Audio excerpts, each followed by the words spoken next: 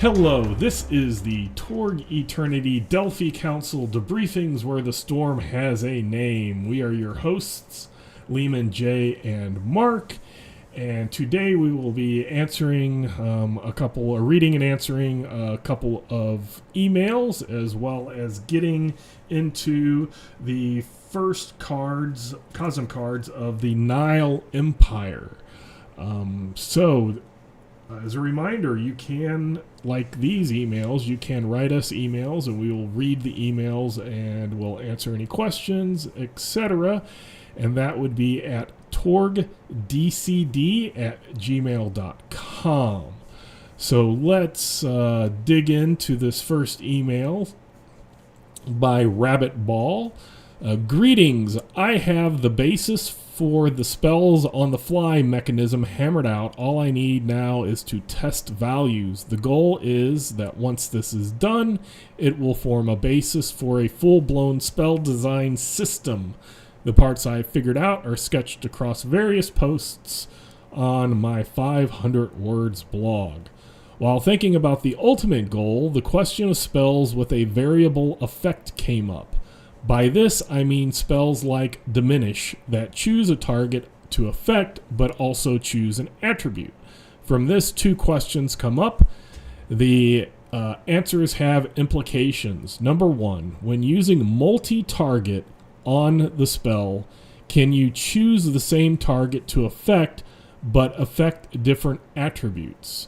Number two, when using multi-target on different targets, do you have to affect the same attribute for each target?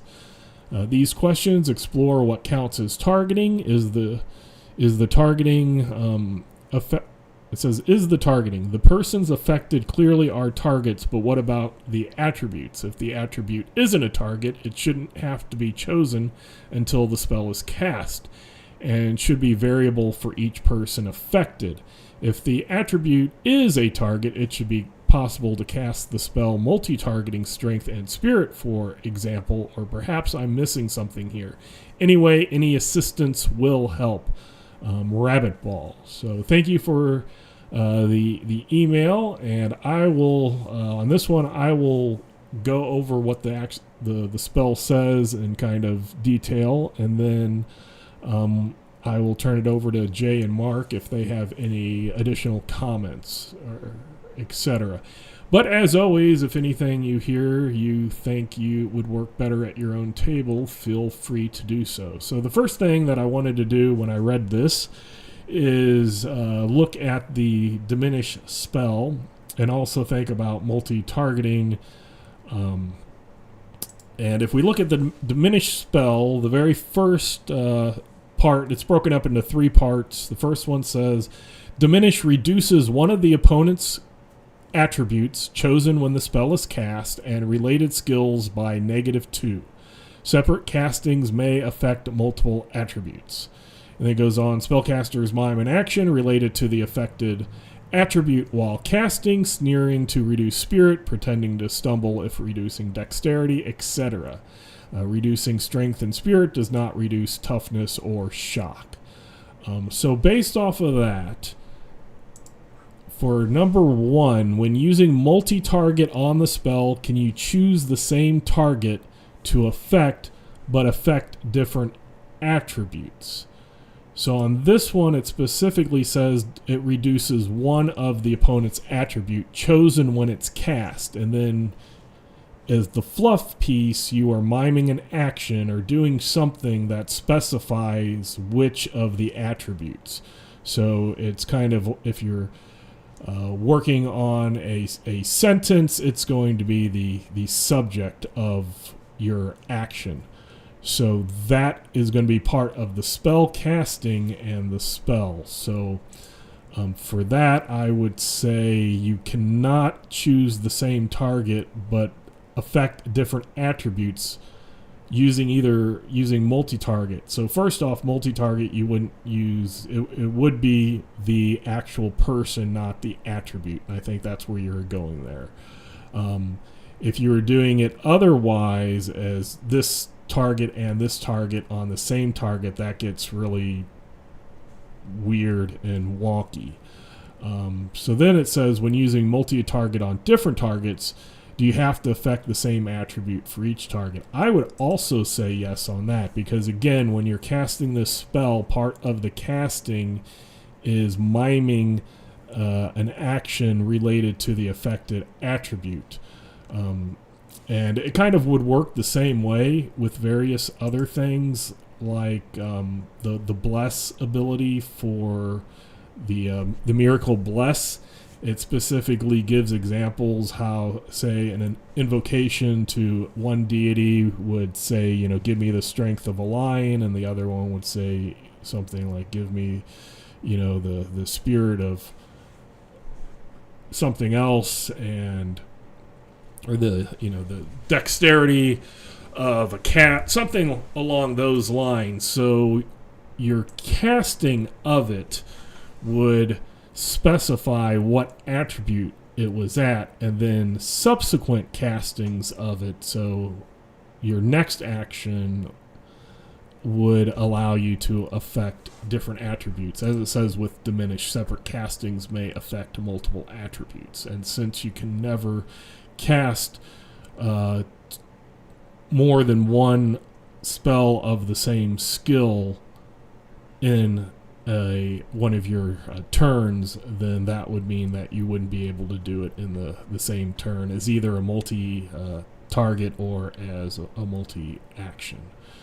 So that's what I am going with by reading the spell, that you have to choose one of the opponent's attributes, and for that casting, that's what the attributes are, that you choose when the spell is cast. And then with it saying separate castings may affect multiple attributes, that's saying that I can't use the same casting of the spell either through multi-targeting the same person, which I still am saying that's not a thing.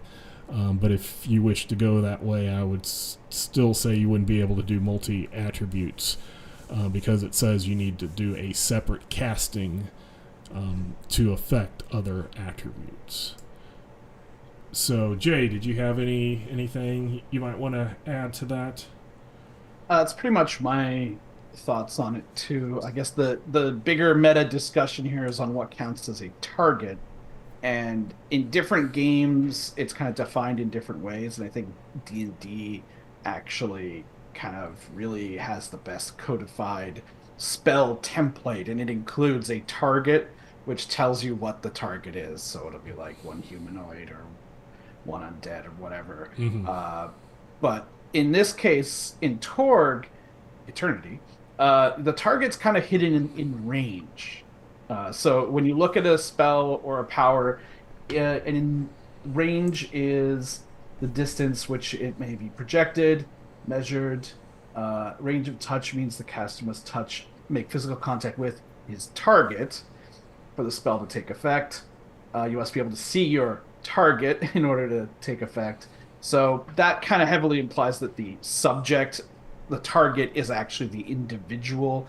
You can't really have a variable of the spell be the target, kind of by definition in this case. So that's how I look at it. The target is like an individual, especially also when you look at Diminish specifically, but most of these powers too. The difficulty number is listed as the target's willpower or spirit. So again, saying that the character is the target, it's not a particular ability. That would not be a target, that would just be a variable chosen when casting a spell, much like deciding to spend shock in Nile, or any other kind of, like, some spells you can also cast at a higher or lower difficulty depending on something as well. So there are other things where you could choose, and those don't make it a target of a spell. I suppose if we're going like full Isle spell lab, you might have some meta spell that affects spells, but that would be outside of this kind of discussion, I think. So yeah, I agree with Liam. Okay, and thanks for pointing out both the difficulty being the target's willpower or spirit, as well as how range works. That kind of clarifies or solidifies things a little bit. Mark, thoughts on diminish when other So spells, miracles, psionic powers, etc.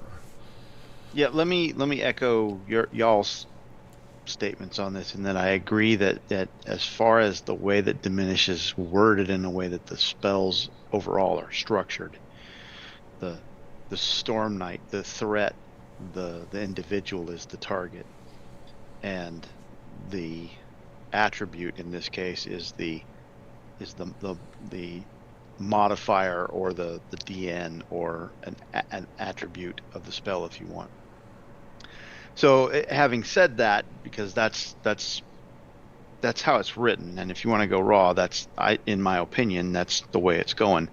As a fan of original Torg's gadget schematics, which absolutely adore, the spell lab and perseverance and the subsystems that drove that, I totally understand when we're looking at this game system and looking at magic, because magic used to be, why does that thing work that way? Well, it's because it's magic, and you want to make magic do a whole bunch of other things.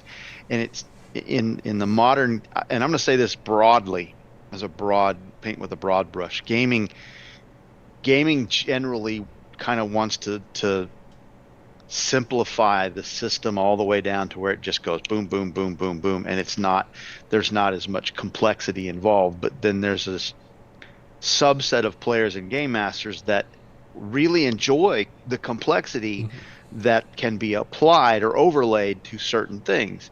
And a lot of the modern role-playing games just don't have that available to them. So if Rabbit Ball, if you're looking to do something where you add that level of complexity because you enjoy the idea that you can take magic and then break it into subsections and manipulate things, and instead of just saying that the target is the person, that now I want to go drill down and say the target is multiple attributes on the person. If you want to write a system that does that, I wholeheartedly encourage you to do that and put it up on Infiniverse Exchange and put it out there for the world to use, because that's something that I think there's a niche out there that really would enjoy. I'm in it. I like that kind of thing, but it has to be the problem that you get. And this is what the modern gamer, I think, if you've ever tried to sit down and figure out old school spell lab, you have to spend time working on the spell lab and how the spell lab worked and how the various components. I mean, you literally had to put time in studying how to cast a spell in the game, like you would if you were a wizard trying to figure out how to build a spell. But for some of us who enjoyed the number crunchings and the buildings and things, we enjoyed that. But when you wrote a new spell, you did all of that, and then you codified it in the layout of what a spell looks like, so that it could be quickly done in the game, right? This is not something where, based on the way that this lays out, and original Torg did it, that I'm not going to stop my game for 30 minutes so you can figure out how you're going to cast this spell on the fly.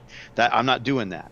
And I'm not encouraging you to create something that lets people do that, because the other 4 people at the table they've taken their books out, they've got their phone out, their tablets out, they're calling their girlfriend, whatever, and the game has come to a screaming halt while you try to figure out what you're doing with the spell. And that's not the way that the game should be played. But if you wanted to, on the off time, I've created the spell and I want to use it, and you send it to your GM, and your GM looks it over with you, crunches the numbers, says, yeah, you're good, let me see the paragraph that this boils down to, and you've got that, boom, done. That's fantastic. I love that idea. But not a 30-minute halt while one player gets all the focus on them to do their one thing because they think it's cool. I'm not down for that. I guess before we move to the next email, last thing I'll say is, and if you want something kind of in the middle of just a no or a here's a big long complex system to do, I could see adding a perk that says, hey, for these type of things you can on different targets you can use different attributes and have it just be a perk. If somebody really wants to do that, that guy's spirit and that guy's strength, then throw it into a perk or a spell that modifies other spells or something like that. That almost sounds like that would be a perk that would come off of Magister. Yeah. And there's a term for that in things that are happening that I can't talk about right now that I want to use, and I'm not gonna. And Lehman knows what I'm talking. I'm like, I want to say a thing. Okay, moving on. This one's from Daniel. It says, "Hello, Lehman. First of all, I want to thank you and your fellow hosts for doing the debriefings. So you are most welcome. I lost them out of sight for a while now and just started to hear them as a podcast instead of watching the YouTube videos. So yes, we have this both on YouTube and wherever you get your podcasts. You just look up Torg Eternity Delphi Council Debriefings, and you can do it in either format. I am a game master of Torg Eternity since 2021, and it was my first try being a GM. I think that's actually pretty cool. To come into the game through Torg Eternity, not through D&D or something else. That's always cool. So fresh and new to the hobby, not fresh as a person. Torg Eternity is my absolute favorite game, and your debriefings help me a lot to GM Torg. So again, this is why I wanted to do the debriefings and why I brought others into the debriefings. So it says, now to my questions. I just heard episode 5, and it is out since over a year now, and you said that there will be a Torg 1.5 in the next crowdfunding. Do you have a schedule when this would be? Because as far as I know, there is no 1.5 Torg so far. So let me just answer this. Yes, Torg 1.5 will be the next crowdfunding. We still have a bit to go, but we are rapidly working on it and getting things play tested and getting things developed. It goes all the way to the top of Ulysses Spila, Marcus Plautz, the owner, CEO of Ulysses Spila, is working hand in hand with the Torg Eternity team and myself specifically to make sure that what we give out is very good, of quality, and just makes Torg Eternity even better than the awesomeness that it is now. Also, going forward, both the English version and the German versions will be crowdfunded at the same time. They still have to get out the crowdfunding for Pan Pacifica, so it will be after they do the German version of Pan Pacifica crowdfunding. But it also gives us time to really look deep into the rules and do what we need to do. So sorry I can't give a complete schedule of this date. I would love to be able to have dates, but we're just not at that point yet. But it will be the next crowdfunding, and it will happen. It's not something, if it wasn't going to happen, we wouldn't be having these debriefings, or they wouldn't be on the official Ulysses channel. Marcus is very passionate about Torg Eternity. That's why he bought the IP. I am extremely passionate. We were just talking about all of us authors are very passionate about Torg Eternity. So let's move on to the second question, is because I think he is a really great GM, why is JM no host anymore, and is there a chance that he will be back someday? So I did look it up. It was episode 20, so if you're only on 5, you got about 15 more episodes to go, where I actually was able to tell people what had happened. JM had to go to the hospital for a very bad bacterial infection that was taking him months to recover from. So we just want him to recover as well and as speedily as possible. I'm sure at some point he will reach out to me, or I'll reach out to him, and we will get him involved in Torg Eternity in some form or way, and maybe as a guest host at some point. And then third, Mark a couple of times referred to his game or campaign. Is it possible to see his games on YouTube or as a podcast? Thank you for all your work and effort. Greetings from Germany, Daniel.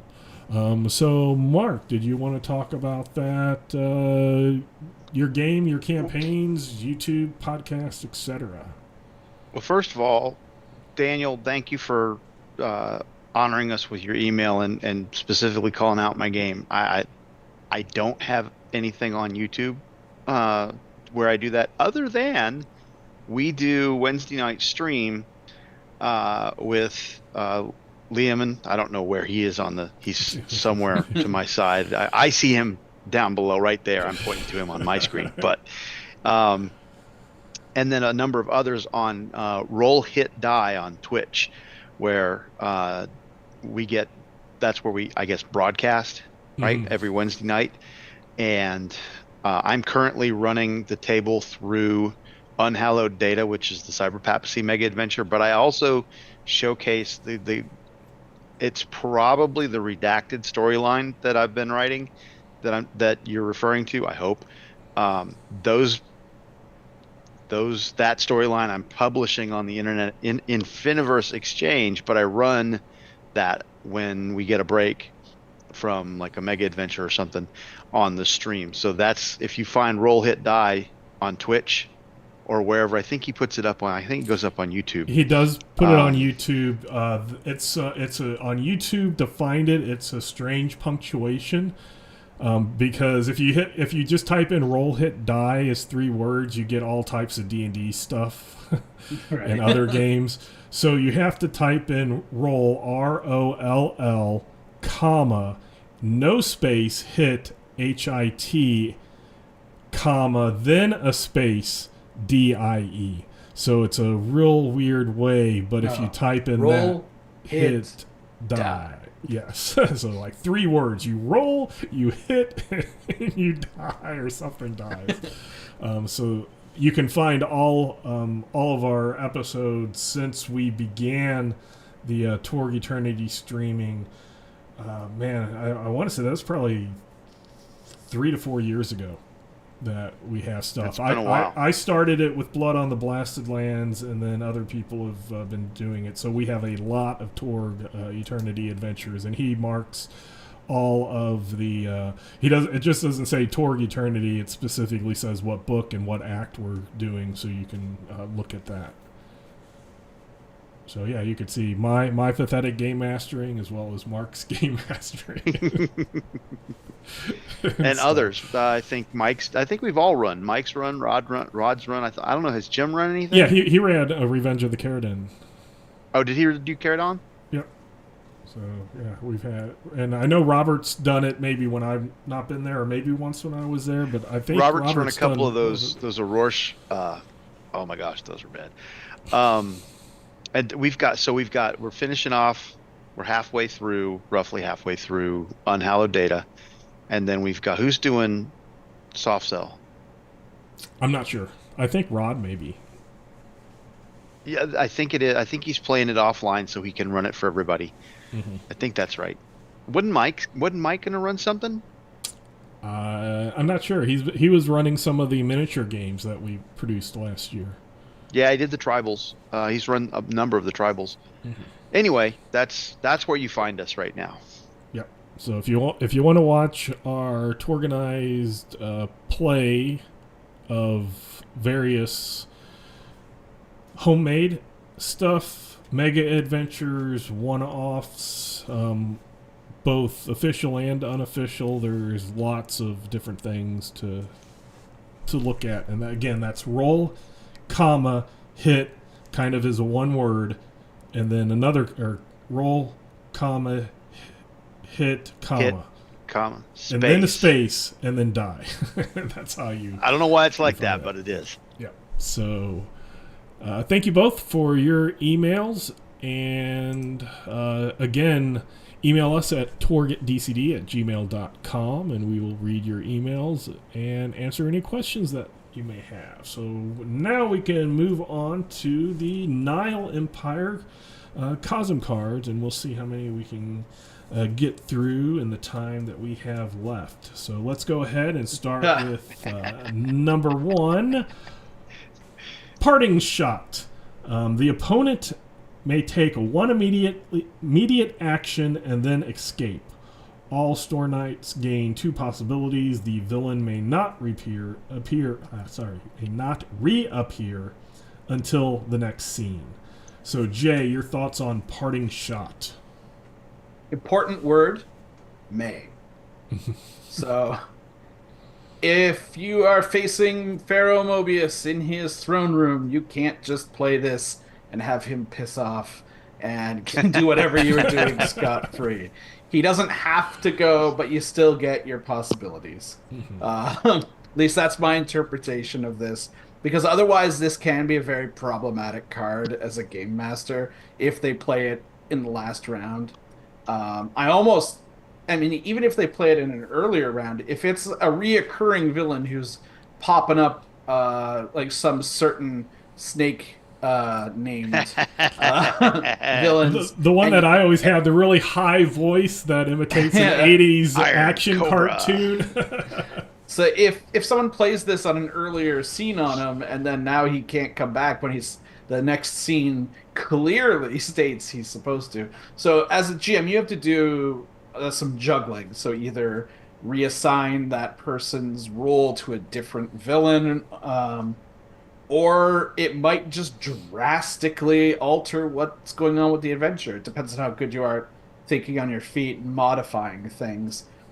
Especially in the Nile Empire with all the obstacle piling and things can get out of hand, and things can drastically change from what they were a moment ago. So it is entirely possible that this can almost make the players like instantly win an encounter, only to later find that it wasn't quite the win they thought. It's flavorful. You just gotta be kind of careful how it gets used and make sure you it's just be careful not to mess yourself up too bad with it. Mark, your thoughts on Parting Shot? I'm not a real big fan of Parting Shot. You're making the bad guy go away, which I get. If you're getting your butt kicked and you need him to leave, boom, okay, he gets to do one thing and then he's gone. But you get 2 possibilities for driving. I mean, it's essentially an I win this encounter card, and you get 2 possibilities for that, and that just seems wrong to me. As Jay pointed out, if you're going to have to take some dramatic license with this. I read the may not line a little different than he does, in that it's the villain may not reappear until, as in he can't reappear next scene, is how I read that. But as he pointed out, if you're running a published adventure and the next scene has that villain showing up again, and the plot hinges on that villain showing up again, you may have to, as Jay said, get creative. If you're in the middle of Liamon's hated chase, and you play this and he buggers off, he doesn't. Thank you, players. He doesn't leave the MacGuffin they were chasing behind. Okay, he's leaving and he's taking all his toys with him. So they're getting their reward of 2 possibilities. Don't give them the MacGuffin that they wanted also. And how does that happen? Well, it's the Nile Empire, and so he has a nifty gadget that helps him do it. He's teleporting out. He's got a rocket car that has an escape capsule built into it, or a giant robot comes and defends, intercedes, and he escapes because he feels like he's overwhelmed. Whatever. It doesn't matter. Make something up. It's dramatic. Be over the top, because it's the Nile Empire, and that's how things go, right? So, but overall, I don't like it, just because it's a... you've set up this is the thing that GMs hate. I put a lot of work into setting up this fight and this series of events that's a lot of fun, and it's dramatic and it's over the top, and 2 rounds into it, I flip my second card, somebody drops this on the table because they don't like the way it's going, and now all that work that you put into it, you got to wad it up, throw it in the can, and come up with something else. Okay. Find a way to save the work that you put into it. Insert another scene that's something else. Call that the end of a scene. Make up another scene that's something else, and then bring that thing back and do it again. I don't know. I don't like it. I'll say I think my players just always misread this or misunderstood it. They always played it when they've taken out everything, and then they wanted the bad guy to come back, and they didn't want to just kill him. So they would play it so that he would get one last shot in, and then be able to escape. Or maybe that's just what they thought would be fun. As Jay said, it does say the opponent may take one immediate action and then escape. And the punctuation does not help.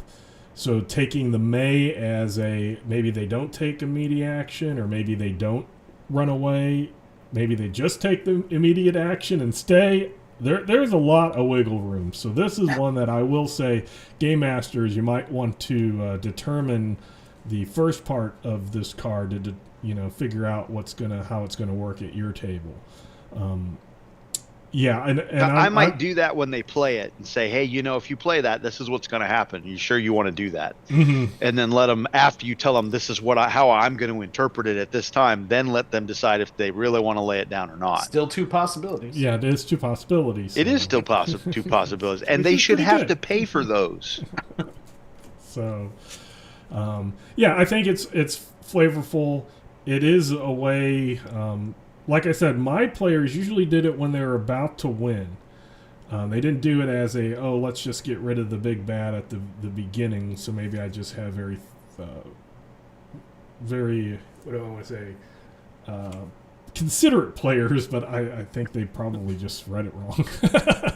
And if they watch this, they'll like, next time we'll be able to, Mm-hmm. they always played it similar, and I've even had them play this and inevitable return, like as they were killing a person to bring him back, have him shoot once, and then run away, things like that. So, card stacking, which can be fun. So let's move on to number 2, In the Crossfire.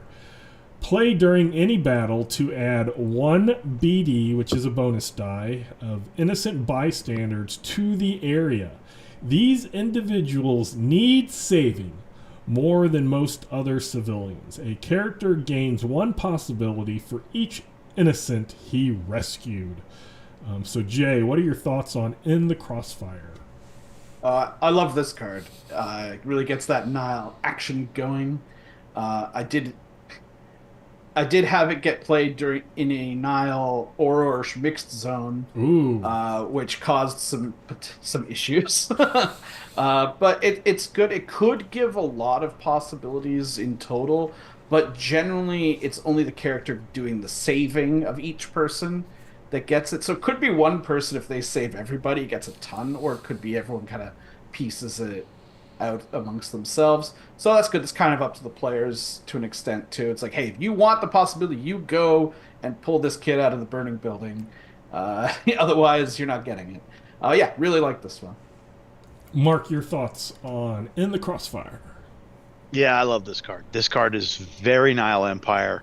The caution I would have for this card is don't set up your innocence in such a way that one person can do something and say, oh, well, I saved all 10 of them by my actions. This is more of a, as Jay was pointing out, this is more of there's a burning building, there's a bunch of people in the burning building. You can go in and get 1 or 2 of them and pull them out, but you didn't get all the other 8 that are in rooms on other floors and everything, versus a bus full of 6 people or 5 people or whatever. And so instead of, you drove off the guy that was riddling the bus with machine gun fire, and because you drove the guy off, now you saved all 5. So, I mean, hey, if you want to run it that way, that's fine. But it's, in my opinion, this is more because it can be, like Jay said, or I'm not paying attention. I'm sorry. I'm very tired. I don't know who said it, but one of you guys said that it's potential to have a lot of possibilities unbalancing for one person or another.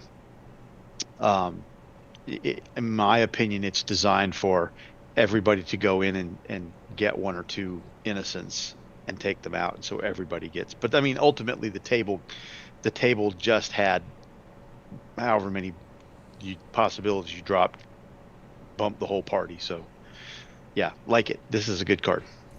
So yeah, I like it. I think it's very flavorful.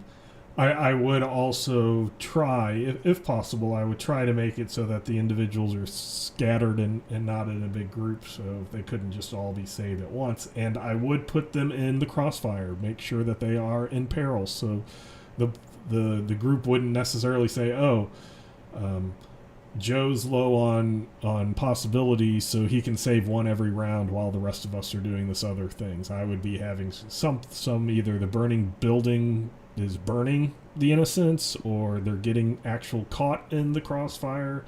I would make it so that they know these innocents will perish if they don't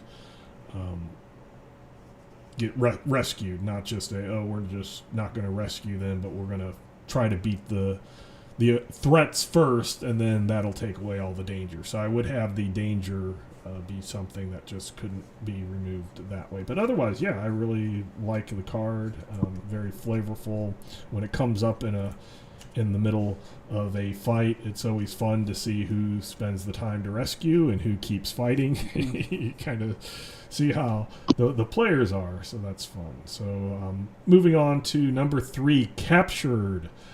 Play when any Storm Knight is slain. He is instead KO'd, captured, and immediately taken from the area by his foes. Any allies who perish in this scene share a similar fate. So, Jay, your thoughts on Captured? This is a card that sounds good at first, but the more you think about it, the more problematic it becomes. Like, the first thing is, like, how many times we've talked about it before. Like, you have to fail horribly and be defeated for this card to even be useful at all. If you don't get slain, it's nothing, right? So first you have to get slain, which happens so rarely because there's so many ways for Storm Knights to get out of that. But then it gets to the part where, okay, you're still KO'd, captured, and taken away. And how does this happen immediately? As the GM, you're just like, how? Like, is a blimp from above just suddenly shooting a grappling hook and off they go, or what? Like, it's got to be something like incredibly ridiculous like that, because so many times you're going to be somewhere where it just doesn't really make too much sense. And then it's got this provision where any allies that perish for the remainder of the scene have the same thing happen.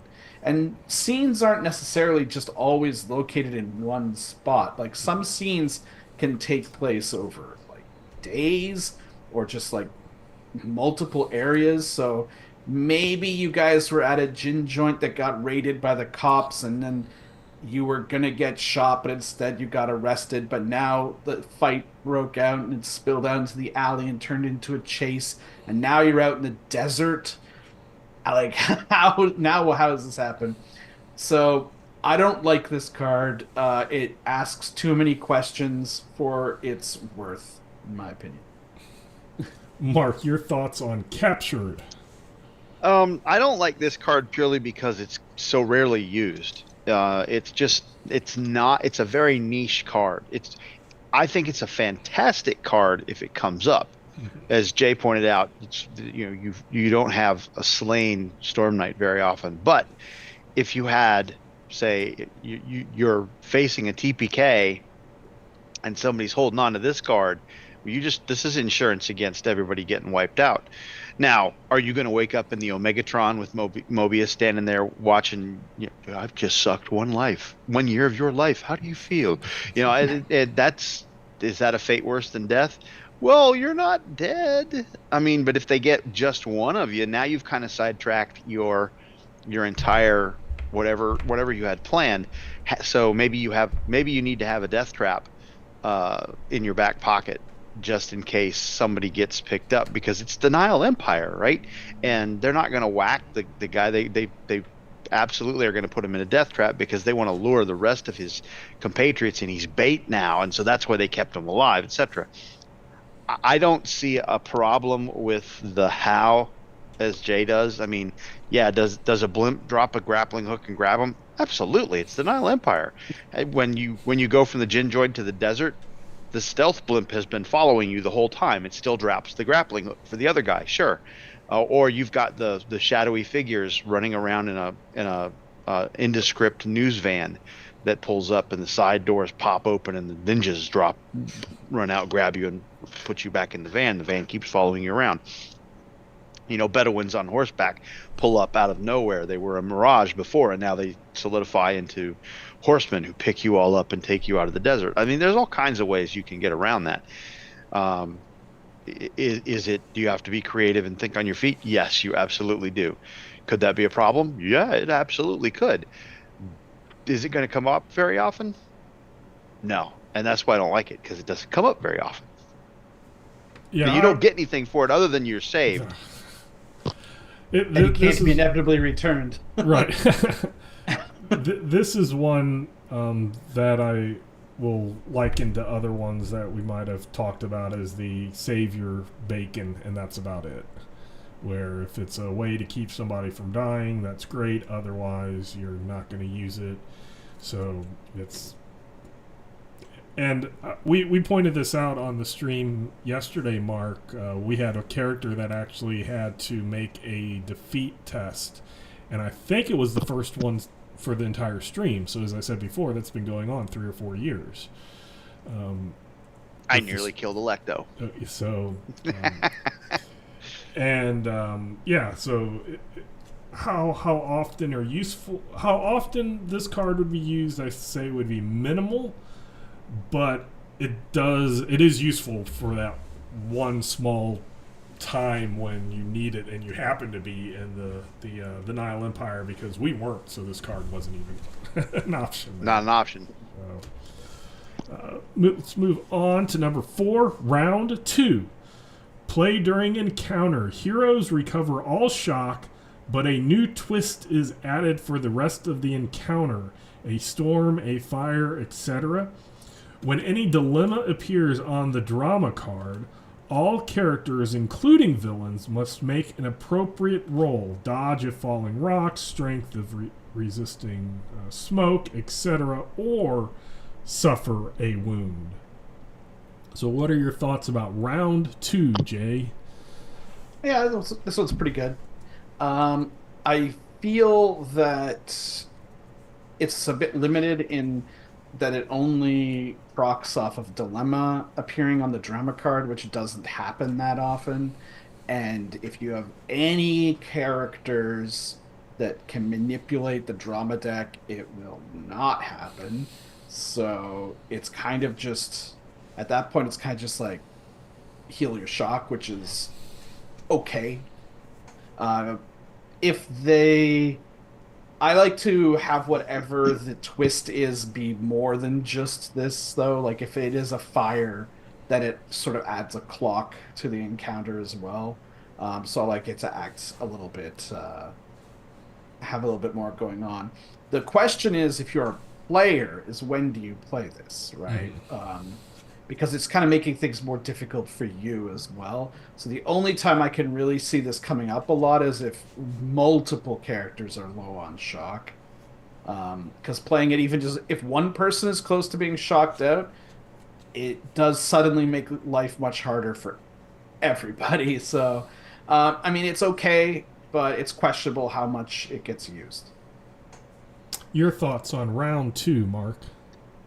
Yeah, this is another one that's got limited niche use, but if you've got a shock monkey in the group that activates a bunch of their abilities by taking shock, and they do it regularly to, affect the card, take things off the card so it doesn't affect the heroes, switch lines, get bonus dice, or kick off, abilities on their path for Pan Pacific or whatever that take a lot of shock. This is a savior card for those characters. Jay's correct in that as long if the longer the fight goes on, the less useful this becomes, because you're getting near the end anyway. And it's not going to matter necessarily if you got one wound left on the bad guy, and all of your, you're almost shocked out, but you're not the big hitter in the group. So, is it good? Yeah, you get all your shock back. Is it good for everybody? Probably not. Eh.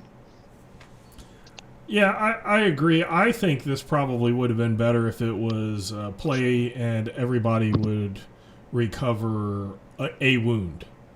Because at the end, you have the chance of there being multiple wounds. So you could have gained a wound, and then based off of how many dilemmas or whatever pop up, you could suffer multiple wounds or spend a lot of resources avoiding those wounds.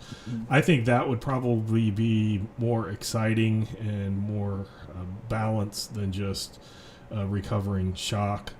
But it's still, Or give everybody a possibility or two, Years. because then it would get played. If I'm like, everybody gets a possibility out of this card, but you could suffer wounds if you fail Right. rolls, and I've got one possibility, and we're going into a dramatic scene against the big bad. Chances are good I'm going to play that at some point, because I'm going to need to soak something, right? And I'm like, sorry guys, I got to put this down. Or you could use it and give some narrative control to the players and say, okay, what's the dilemma? And they could tailor it to be something that they're good at. But that also might get old after like the second or third time this card gets played. So yeah, I would, as game masters, I would look at this, and if you see this not being used often in your game, you might take a few of our suggestions, possibly tweak it, or just remove it. Because as we mentioned before, there's nothing stating that you have to use every single card in every single session. So let's move on to 5. Suddenly, random violence erupts as a crew of villainous henchmen rampage through the area. The attack may be related to a larger plot or complete coincidence. All players gain 1 to 3 possibilities once the villains are stopped, depending on the strength of the foes. So, Jay, your thoughts on Suddenly? Dino All right, attack. we've talked about all these, but this does have a couple of key differences. One is that it's henchmen. So unlike, say, the Core Earth one, where it's reality rated person, this is a bunch of chumps. So probably mob goons or something like that. I wouldn't even really do a masked villain either, just their goons. And secondly, it doesn't actually say anything about them attacking the player characters. They're just causing chaos. So I have had players play this card purely to cause distractions, and have nothing to do with fighting them. I don't give them possibilities if that's what they're doing with it, but I think aside from Dino Attack, just from sheer quantity of it being drawn, this is probably the most played of those monster cards that I've in my campaign. Like, it has more utility than a lot of the others.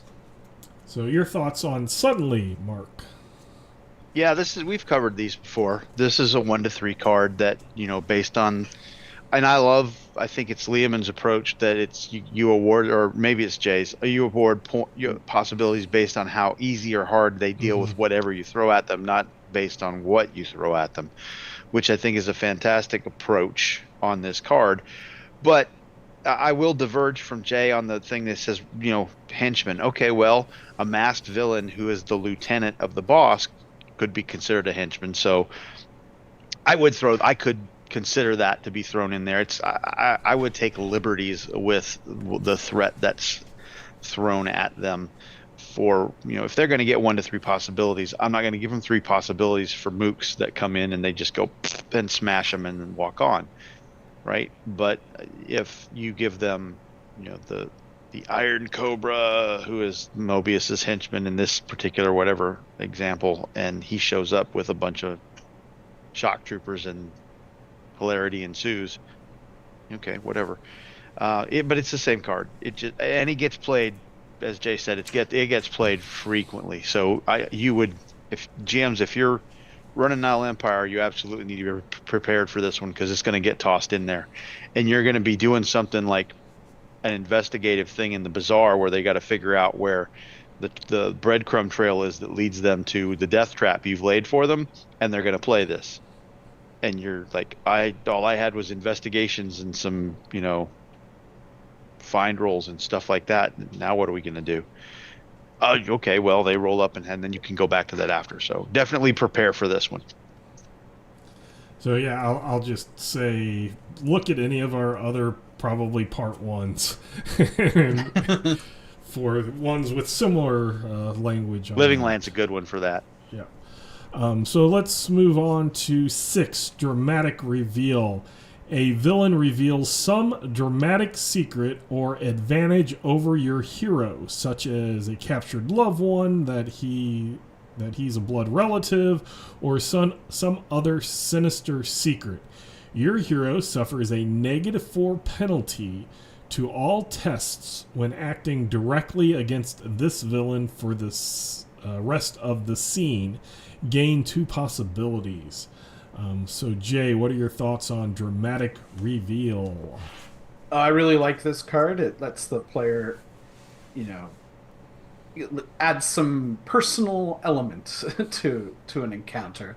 And actually, this is kind of, I remember reading about Torg way back when, maybe in a White Wolf magazine or something, before I'd ever picked it up, and it was talking about the cards, because it was back then it was one deck of cards, and how the people were playing it, and then suddenly a subplot came up, and the villain was like, we meet again, and the player's like, what do you mean, we've never met? It's like, no, we did, how did we meet?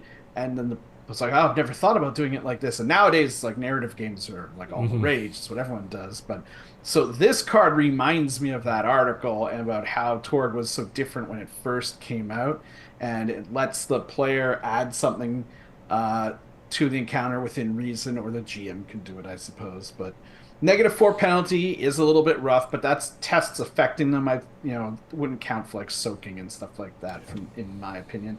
And they can go deal with the other things that need dealing with. It's just affecting the actual main villain that gets the -4. So it might not be a huge deal depending on who has this card, but if it's on your main, like, katana wielding electric samurai, then it might be a problem. Either way, 2 possibilities is nice. And personally, I would trade in a cool backstory for a -4 any day, but I guess your mileage may vary in your group. So Mark, what are your thoughts on dramatic reveal? I like this card a lot, especially mostly for home game, because it doesn't really work as well in organized play. You get the you throw in some element, you get the -4, and it's a mechanical thing, boom, off you go. But in a home game, this rewards players that know what their backstory is. And when your player plays this, unless you've got something that you've already baked in that's going to be a real fun hook, ask your player, okay, so what dirt does so and so? What dirt does the Iron Cobra have on the Masked Avenger? And then just stop talking and let your player explain to you what dirt your hero or your villain has on him or her. And take notes.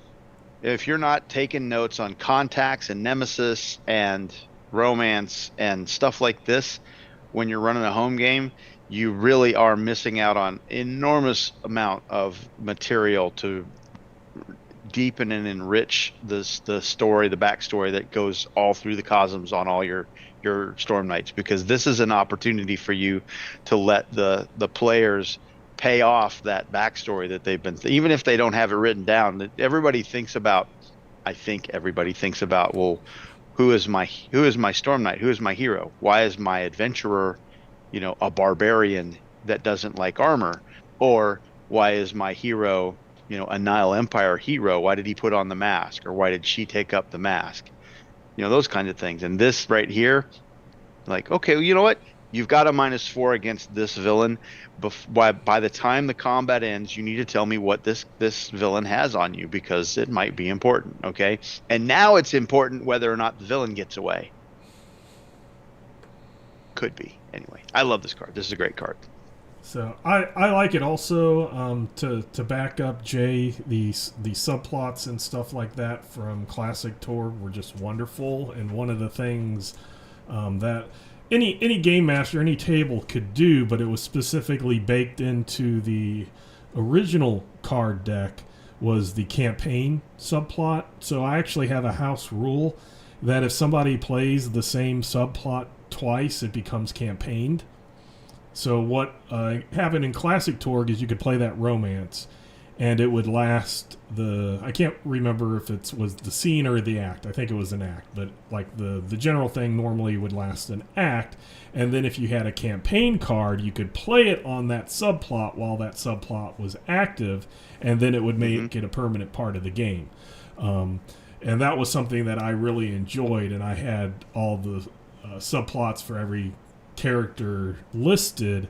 And when Torg Eternity didn't have it, one of my first house rules was that if, say, you did a romance on somebody, and then somebody played a romance and got that relationship established, then they played another romance, then I used that as the campaign card to make it last. Now, you could do it where you could have the normal romance be that thing, but this dramatic reveal, adding another way to do that is always fun, because then it can interact with other subplots or be something completely separate, and a new level, a new layer. So any and all of that stuff, I always love backstory that gets added during gameplay. I know a lot of people love making the long, complicated backstories before the game, but in my personal preference is having that happen during the game, and all of the stuff in Torg Eternity that allows for it, I think is pretty cool. It writes the story and helps you expand it in ways that mirror life, because you don't always expect what's going to happen. Mm-hmm. So let's go ahead, and we're going to do one last one today. Card number 7, Temporary Reprieve. Play at any time to avert a catastrophe, including failing a dramatic skill resolution. Any combat ends, and the villains withdraw, allowing the heroes time to recover shock before the situation resumes or an alternate problem arises. So, Jay, your thoughts on Temporary Reprieve? I don't think I've ever had this card played. So, I don't know. It seems pretty niche, to be honest. But it does fit. Like, I could think of, like, Indiana Jones or something where there'd be, like, an action sequence, and then, like, a block falls between two groups and everything gets paused. And then or even like immediately resumes. A Phantom Menace. Star Wars. Yeah. Yeah, like that kind of stuff, right? Exactly, yeah. So I like it in theory, but as we have discussed previously, how often do DSRs fail, right? But it is any catastrophe, so it's not just limited to DSRs, and players have a way of creating their own catastrophes. So this could be an insurance card. Yeah, it seems okay, but like I said, I don't think I've ever seen it actually used, so I don't know if the players have just never drawn it or it's never actually just come up.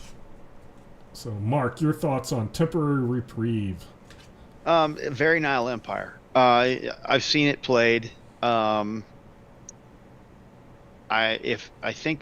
don't know if I've played it or if I was in the group that played it, but as Rod likes to do, he likes to have combats with DSRs, and in the Nile Empire, combats with death traps, because death traps are a DSR, just gets even worse, right? And so you drop this on that, and the Star Wars, the blast doors close and separate Vader from Luke as they're trying to get off the Death Star.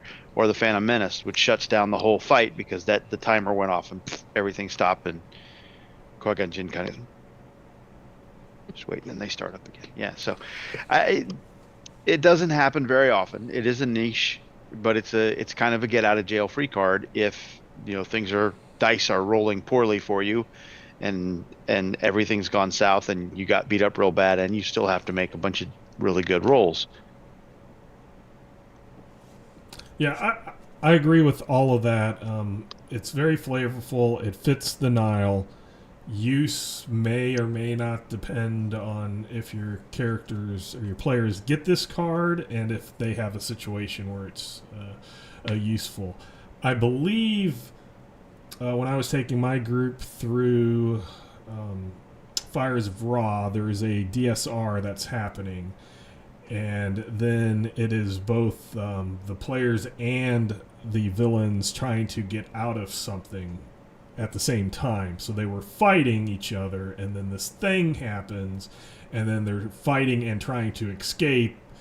And I want to say the player played this to give time for the heroes and the villains to look at each other, say, hey, let's help each other out of this death trap, and then we can resume the hostilities afterwards. But there were other scenes where I think this also might have helped. They just didn't have the card. So I think that's the one time I've seen it. So that is our episode for today. Thank you very much for either watching and or listening. Check us out next time when we move through more of these, starting at card number 8. Please do email us with any of your comments or questions at torgdcd@gmail.com. And until next time, we hope you have fun in your own Cosmverse. Bye.